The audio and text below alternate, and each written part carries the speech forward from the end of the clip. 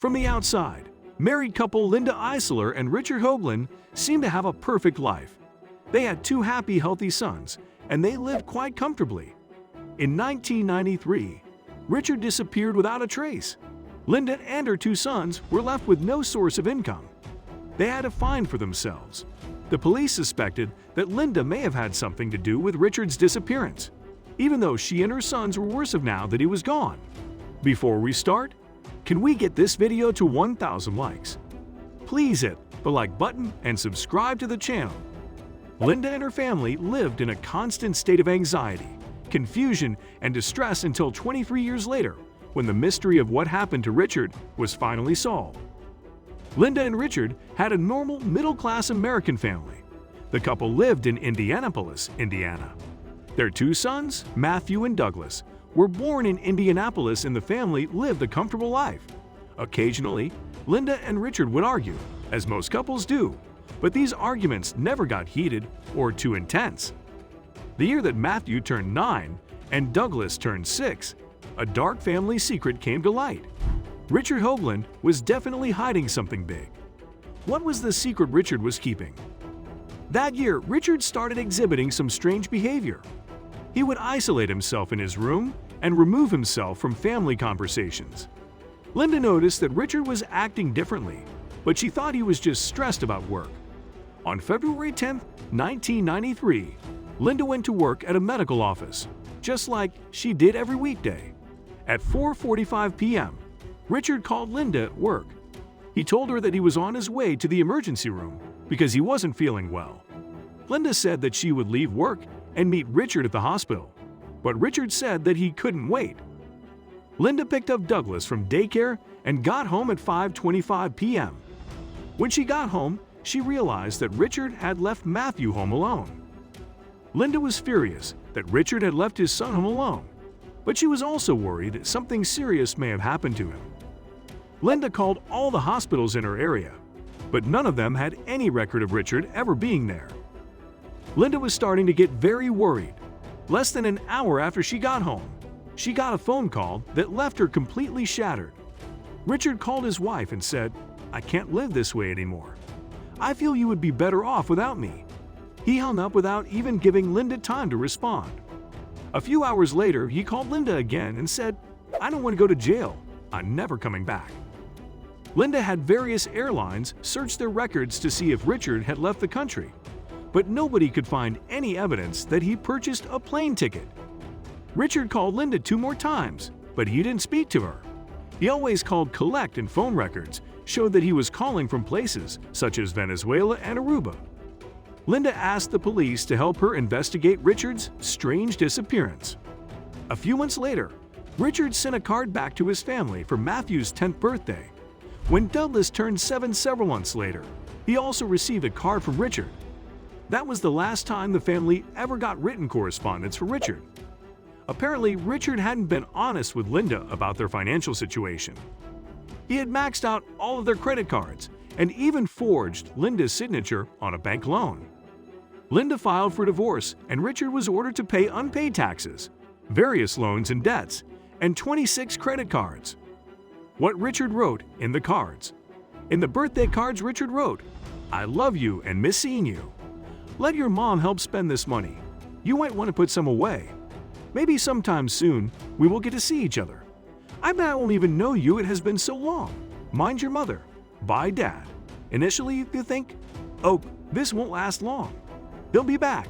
After Richard left, Linda was in real financial trouble. She was unable to pay her mortgage or her car loans. When she was starting to feel like all hope was lost, the police began to question Linda about Richard's disappearance. They made it seem like Linda might know where Richard was hiding. Linda told the police that she was the victim in this case and that she had no idea where Richard had gone. Still, the police continued to interrogate her. Linda didn't have time to deal with the police because she was so busy worrying about how she would be able to provide for her children. She couldn't pay her bills, so she had to declare bankruptcy. It was the last thing Linda wanted to do, but she had no choice. Slowly, Linda began noticing that strange people seemed to be following her. There were strange cars parked outside her parents' house at all hours of the night.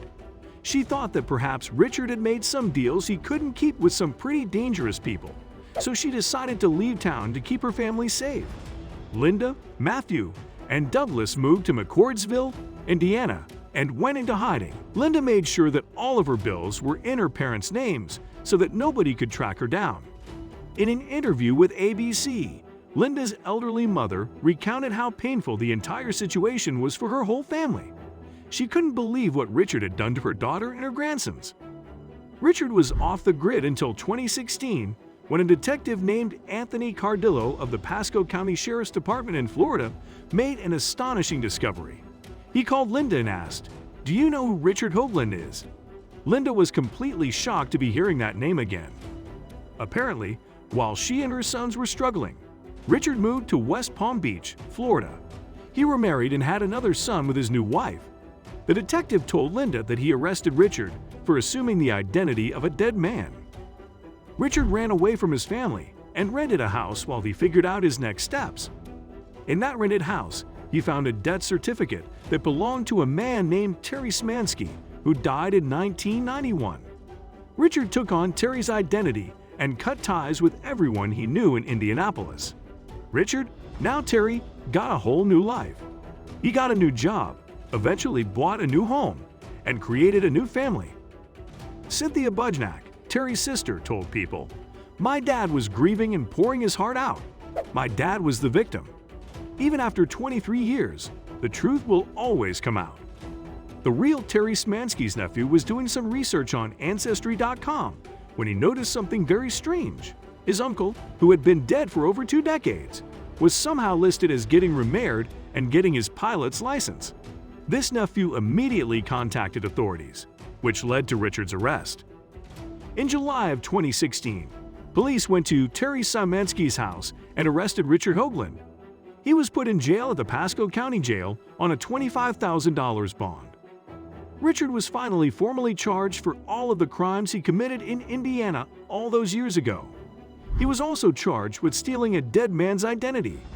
Some of his crimes had exceeded the statute of limitations, but Richard definitely did not get off scot-free. He had made many people's lives miserable, and he had abandoned his own 2 children. There was no way for him to escape what he had done any longer. Richard's new wife and son had no idea that he left his family and took on a dead man's identity.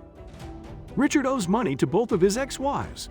Linda's lawyer is claiming that Richard owes Linda $2 million in child support. Richard's second wife, though she actually married Terry Szymanski, is Mary Hostler Hickman. She married Terry in 1995. After Richard was arrested, Mary found a briefcase that contained documents about her husband's real identity. It also contained a deed to a property in Louisiana and the key to a storage unit.